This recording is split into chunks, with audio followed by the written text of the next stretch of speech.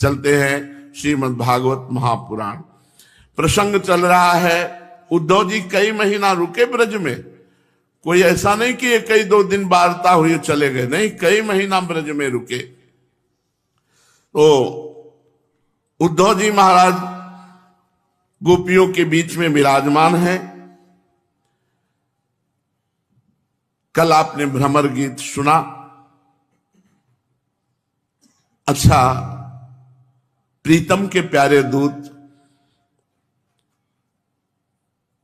हमें ये बताओ, भगवान श्री कृष्ण क्या कभी हमारी एकांत में याद करते हैं? गोपीजनों ने कहा, क्या हमारे जीवन में कभी ऐसा शुभ अवसर आएगा कि मैं भर नेत्र अपने प्राण प्यारे श्री कृष्ण को देख पाऊंगी? श्री सुखदेव जी कहते हैं, परीक्षित, कल का प्रसंग जो गोपियों का देखा तो उद्धव का ज्ञान धूल धूसरित हो गया। भगवान श्री कृष्ण के मिलन की लालसा से गोपियां जो प्रेम दशा प्रकट की उद्धव जी के सामने, तो उद्धव जी विकल हो गए। उद्धव जी ने कहा, अहो गोपियों, अहो यूयम इस्म पूर्णार्था भवत्यो लोक पूजिता वासुदेवे भगवती यासा मित्यर्पितम मना। अहो तुम कृतकृत्य हो गई हो, गोपियों तुम कृतकृत्य हो गई हो, पूर्ण काम हो गई हो, तुम्हारा जीवन सफल है। हे देवियों, तुम सारे संसार के लिए परम पूजनीय हो गई हो, क्योंकि तुम लोगों ने इस प्रकार भगवान श्री कृष्ण को अपना हृदय, अपना सर्वस्व समर्पित कर दिया है। दान व्रत तपो होम जप स्वाध्याय संयमैः श्रेयोभिर्विविधैश्चान्यैः कृष्णे भक्तिर्हि साध्यते। दान, व्रत, तपस्या, होम, जप, वेदाध्ययन, ध्यान, धारणा, समाधि और कल्याण के अन्य विविध साधनों के द्वारा भगवान की भक्ति प्राप्त हो, यही प्रयत्न किया जाना चाहिए। हमारा दान, हमारा धर्म, व्रत, तपस्या, होम, जप, वेदाध्ययन, ध्यान, धारणा, समाधि तभी सार्थक है जब भगवान के चरणों में प्रेम हो जाए। ये बड़े सौभाग्य की बात है। हे गोपी जनों, तुम्हें पवित्र कीर्ति भगवान श्री कृष्ण के प्रति वह सर्वोत्तम प्रेम लक्षणा भक्ति प्राप्त हो गई है जो बड़े बड़े ऋषि मुनियों के लिए अत्यंत दुर्लभ है। तुम पूरे जगत की आदर्श हो। उद्धव जी क्या कह रहे? पूरे जगत की आदर्श हो।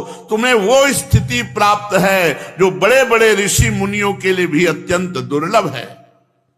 सचमुच सचमुच ये कितने सौभाग्य की बात है कि तुमने अपने पुत्र, पति, देह, स्वजन और घरों को छोड़कर भगवान श्री कृष्ण से प्रेम किया, जो सबके परम पति हैं, पति के रूप में वर्ण किया। जो सबके परम पति हैं उनको पति के रूप में वर्ण किया। धन्य है तुम्हारा जीवन। दिष्ट्या पुत्रान पतीन देहान स्वजनान भवनानि च हित्वा व्रणीत यूयम यत् कृष्णाख्यम पुरुषम परम। हे गोपीजनों, अभी अभी तुम लोगों का वो भाव मेरे सामने प्रकट हुआ। ये मेरे ऊपर तुम्हारी बड़ी कृपा है देवियों, बड़ी दया की जो मैं तुम्हारी स्थिति को देख पाया। मैं अपने स्वामी श्री कृष्ण का गुप्त काम करने वाला दूत हूं। तुम्हारे प्रीतम भगवान श्री कृष्ण ने तुम लोगों को परम सुख देने के लिए ये प्रिय संदेश भेजा है। वो संदेश मैं तुम्हें सुना रहा हूं। अभी तक तो आप उपदेश कर रहे थे, अब भगवान ने जो उपदेश किया वो बता रहे। भगवान श्री कृष्ण ने कहा, भवती नाम वियोगो में न ही सर्वात्मना क्वचित यथा भूतानि भूतेषु खम वायग्निर्जलम मही तथा हम च मनः प्राण भूतेन्द्रिय गुणाश्रय। देखो गोपियों, मैं सबका उपादान कारण होने से सबका आत्मा हूं और सब में विराजमान हूं। ये बात सब भक्तों को ज्ञान होता है। जब प्रेम प्राप्ति के पहले सबको ज्ञान हो जाता है, चाहे जिस संप्रदाय का हो, ये ज्ञान सबको होता है कि चराचर जगत में मेरे भगवान विराजमान है, इसलिए मुझसे कभी भी तुम्हारा वियोग नहीं हो सकता।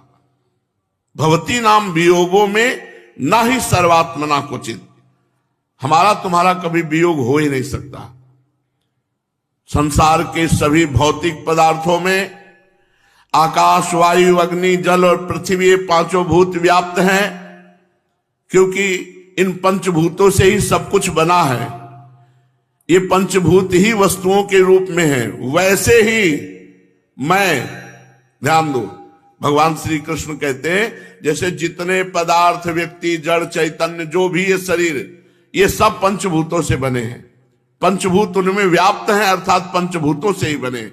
ऐसे ही मैं, मन, ये मन श्री कृष्ण है, प्राण श्री कृष्ण है, पंचभूत श्री कृष्ण है, इंद्रियां श्री कृष्ण है, और इंद्रियों के विषयों का आश्रय वो भी श्री कृष्ण है।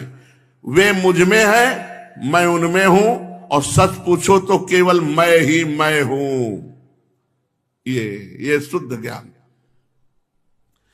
मैं अपनी माया के द्वारा भूत, इंद्री और उनके विषयों के रूप में होकर प्रकट होता हूं।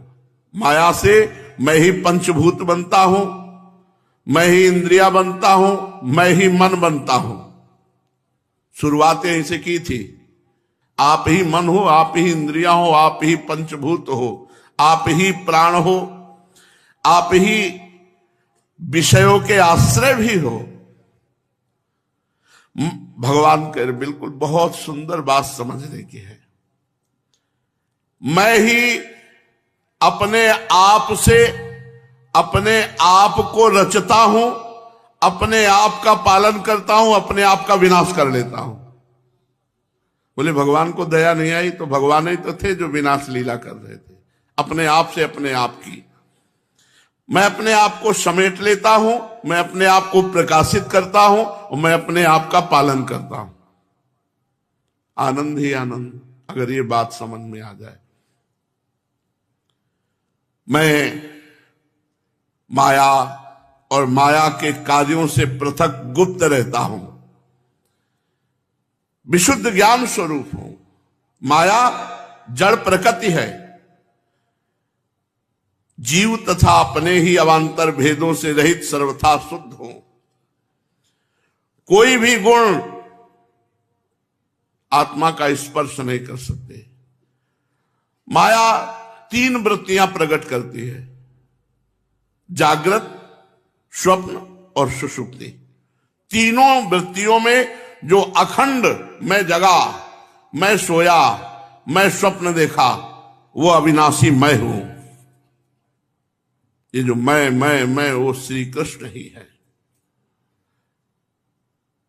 अखंड तेजस स्वरूप आत्मा, न कभी जागृत, न कभी स्वप्न, न कभी सुषुप्ति, वो एक रस है। मनुष्य को चाहिए कि वह समझे कि स्वप्न में दिखने वाले पदार्थों के समान जागृत अवस्था में जितना विश्व देख रहे वे सब मिथ्या, स्वप्नमय है। ब्रह्म सत्यम जगन मिथ्या। इसलिए उन विषयों का चिंतन करने वाले मन और इंद्रियों को रोक ले और मानो सोकर उठा हो। इस प्रकार जगत के स्वाप्निक विषयों का त्याग करके मेरा भजन करते हुए मेरा साक्षात्कार करे। जिस प्रकार सभी नदियां घूम फिर कर समुद्र में पहुंचती हैं, उसी प्रकार मनुष्य पुरुषों के वेदाभ्यास, योग साधना, आत्मा अनात्मा का ज्ञान, त्याग, तपस्या, इंद्रिय संयम, सत्य, भजन, धर्म सब मेरे पास ही पहुंचते हैं। इसलिए मेरी ही उपासना करो। सबका सच्चा फल मैं हूं, मेरा साक्षात्कार है, क्योंकि सब मन को निरुद्ध करके मेरे में ही लगाते, चाहे देवी बोलो, चाहे देवता बोलो, चाहे जो नाम बोलो, सब रूपों में मेरे भगवान ही विराजमान। वासुदेवा सर्वम। गोपियों, इसमें संदेह नहीं कि मैं तुम्हारे नयनों का ध्रुव तारा हूं, तुम्हारा जीवन सर्वस्व हूं, किंतु मैं जो तुमसे इतना दूर रह रहा हूं उसका कारण यही है कि तुम निरंतर मेरा स्मरण कर सको। शरीर से दूर रहने पर भी मन से तुम मेरी सन्निधि का अनुभव करो, तुम्हारा मन मेरे पास है। देखो, जैसे स्त्री का परदेश गए हुए पति के प्रति बराबर चित्त जैसा लगा रहता है, उतना आंखों के सामने पास रहने वाले पति में नहीं लगता। मान लो पास पति है तो उतना मन नहीं लगेगा, लेकिन वो पति परदेश है तो रात दिन उसी में मन लगा रहेगा। इसलिए संपूर्ण वृत्तियों से रहित संपूर्णता तुम मन मुझ में लगाकर मेरा स्मरण करोगी तो मेरे में ही सदा विराजमान रहोगी। हे कल्याणियों, जिस समय मैंने वृंदावन में शारदी पूर्णिमा की रात्रि में रास क्रीड़ा की थी, उस समय जो गोपियां स्वजनों के रोक लेने से ब्रज में ही रह गई थी, घर में मेरे साथ रास विहार में सम्मिलित नहीं हो सकी थी, वे मेरी लीलाओं का स्मरण करके ही मुझको प्राप्त हो गई। इसलिए तुम मेरी लीलाओं का चिंतन करो, मैं तुमसे मिलूंगा अवश्य, निराश होने की कोई बात नहीं। परीक्षित, अपने प्रीतम श्री कृष्ण का यह संदेशा सुनकर गोपियों को बड़ा आनंद हुआ। उनके संदेश से उन्हें श्री कृष्ण के स्वरूप और एक एक लीला की याद आने लगी। प्रेम से भर करके उन्होंने उद्धव जी से कहा, गोपियों ने कहा, उद्धव जी, बड़े सौभाग्य और आनंद की बात है कि हमारे श्री कृष्ण सकुशल हैं। दूसरी बात यह और आनंद की बात है कि यदुवंशियों और भक्तों और संतों को सताने वाला पापी कंस मारा गया अपने अनुयायियों के साथ। और आनंद की यह बात है कि श्री कृष्ण के बंधु बांधव और गुरुजनों के सारे मनोरथ पूर्ण हो गए, क्योंकि हमारे प्यारे श्याम सुंदर उनके साथ सकुशल निवास कर रहे हैं। पर उद्धव जी, एक बात हमें बताइए, जिस प्रकार हम अपनी प्रेम भरी लजीली मुस्कान उन्मत्त चितवन से उनकी पूजा करती थी, वे भी हमसे प्यार करते थे। क्या मथुरा की स्त्रियां भी ऐसे ही प्रेम करती हैं? दूसरी गोपी बोल उठी, अरे सखी, हमारे प्यारे श्याम सुंदर तो प्रेम की मोहिनी कला के विशेषज्ञ हैं, सभी श्रेष्ठ स्त्रियां उनसे प्यार करती हैं, फिर भला मथुरा की स्त्रियां, अरे मीठी मीठी बातें, हाव भाव और चितवन से सब रीझ गई होंगी श्री कृष्ण पर।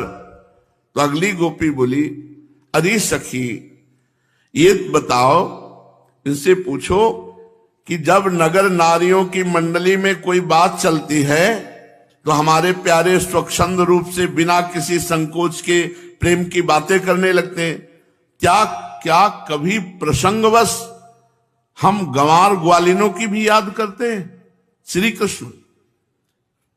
कुछ गोपी ने कहा कि उद्धव जी, क्या कभी श्री कृष्ण को उन रात्रियों का स्मरण है जब कुमुदिनी और कुंद के पुष्प खिले हुए थे, चारों ओर चांदनी छिटक रही थी, वृंदावन अत्यंत रमणीय हो रहा था। उन रात्रियों में ही उन्होंने रास मंडल बनाकर हम लोगों के साथ नृत्य किया।